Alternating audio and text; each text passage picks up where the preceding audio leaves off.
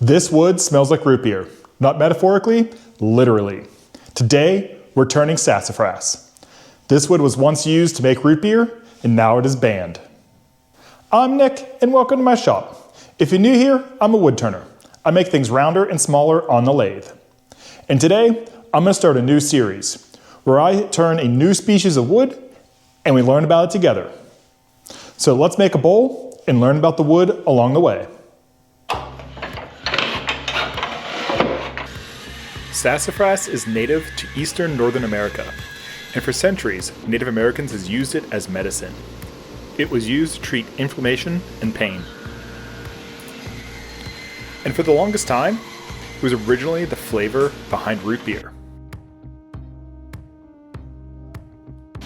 In 1976, it was banned by the FDA because it contains saff oil, which is a toxic and carcinogenic substance. And now all modern root beer flavoring is artificial. And I'm okay with that because I'd rather be safe.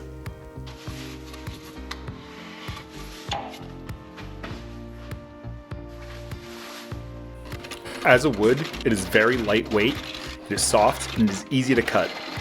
That is, if your tools are sharp.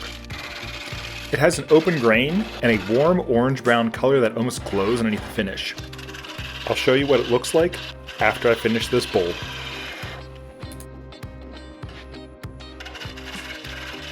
Even though it's classified as a hardwood, it only ranks about 630 on the Janka hardness scale.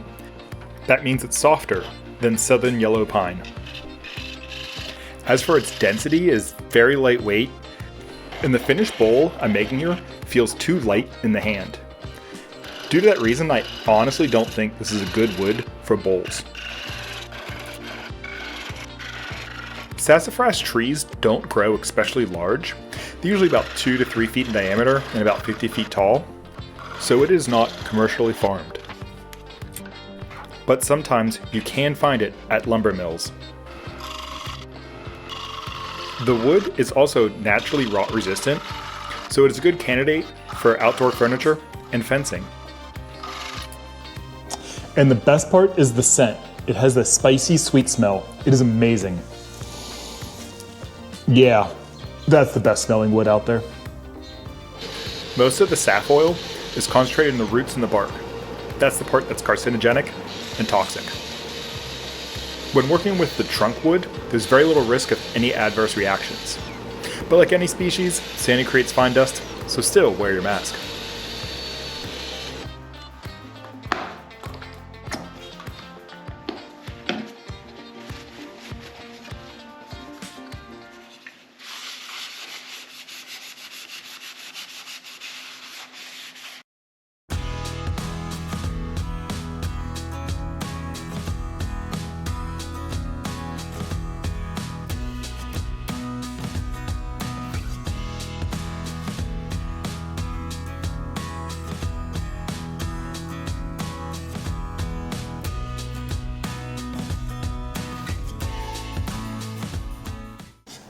So that's it for sassafras. There's a lot of cool history in this wood.